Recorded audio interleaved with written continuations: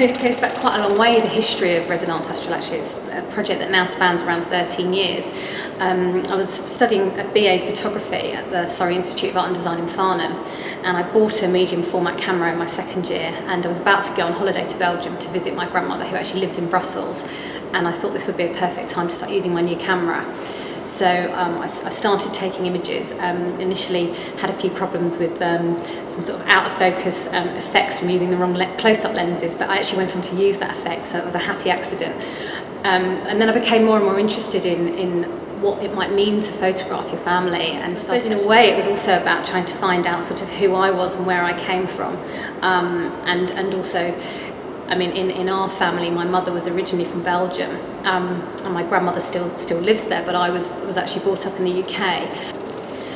My grandmother's apartment is sort of typically kind of bourgeois dwelling in Brussels. It's on a very sort of tree-lined suburban street. Nothing's changed in that apartment, just the way that the furniture is laid out is very sort of conservative and very bourgeois, and it very much dictates how people behave within the space. I think photography already inherently has a kind of profound link to ideas of memory. You know, the kind of very nature of it, this sort of indexical imprint that you get of something that has occurred in some shape or form, sort of lends itself very well to that subject. But I think particularly in relation to this work, I mean, I've found that going there year after year after year and taking pictures year after year, you know, the images and the memories blur together. I can no longer remember what happened on what year. In a way, time's moved on, but time's also stood still. I was quite aware in terms of making a body of work which is very personal, that it also needed to have a kind of wider remit. So using sort of pieces that I'd written, pieces that she'd written, and the photographs as well, it starts to put together a sort of testimony, if you like, to you know, the apartment and all the things that have happened. But it also, I think, starts to hopefully show a sense of the shifting nature of perhaps women's lives, from my grandmother to my mother to myself. It is complex because I think you know, the subject matter is quite complex. I think the thing about the Résidence Astral is it's in a way it's a sort of meeting point for these sort of three different women, my grandmother, my mother and myself, and we're all sort of living our different lives, and yet we're sort of linked together by this kind of this thread, which is sort of, you know, impossible to sever, if you like. And I think one of the things I tried to do with the images was to find ways of articulating that in some way. So, for example, there's an image of my grandmother stood by the window, and she's caught between the sort of open space of the window where she can sort of look out, and the curtain, and then the washing. And, you know, for me, I think that was a way of sort of thinking about, you know, her situation, you know, and that she has, you know, been a kind of housewife and a mother. That's been her main role in life, and to a certain extent that has been something that she's been sort of forced to do. But on the other hand, it's also something she's chosen and something that women of her generation expected to do.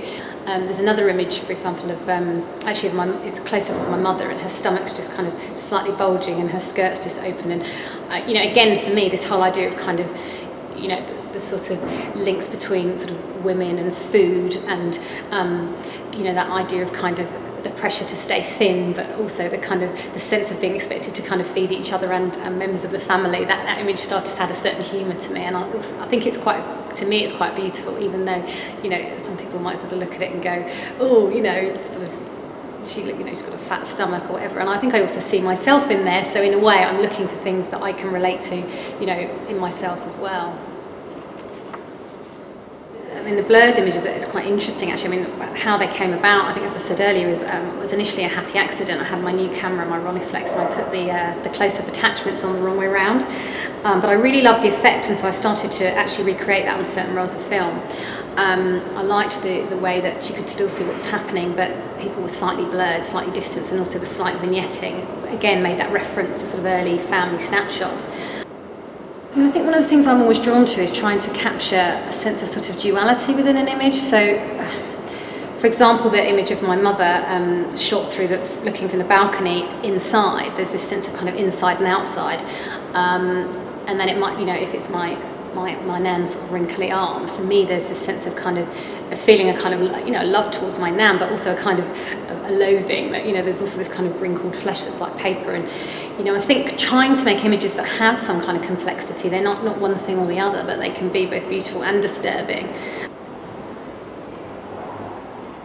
In 2002, there was a fire in the building where my grandmother lived, and what actually happened was a car in the underground car park actually exploded, and so the fire broke out in the basement, and the smoke went right up through the building. And one thing that was difficult for me at the time was, do I take photographs? It's always that dilemma, and it was something I felt compelled to do, and I felt that at least if she did recover, I'd at least be able to show them to her as well and explain why things had happened. And it wasn't until years after that I felt able to use those pictures really, and that in a way they really started to become a key moment in that work and in that archive. And it really brought home to me this sense that the domestic space, which is usually somewhere that's so comfortable, can suddenly turn into the site of trauma. It doesn't take very much, and suddenly that security is gone. I think objects in family homes are really interesting. I mean, it's something that I focus on quite a lot, but I'm not sure that on their own they can really tell you anything about a family in the same way that photographs can't really tell you anything. I suppose for me it's more a way of using those with other images of people, and perhaps bringing in text as well that starts to be able to give them a life. It's sometimes the relationships between objects perhaps that says more than the objects themselves. I mean, clearly individual objects might give you some sense of that family's I suppose position in society, or financial position, or even sort of cultural origins. But I think individually objects don't really have any power of memory. They need us in order to actually kind of allow them to speak.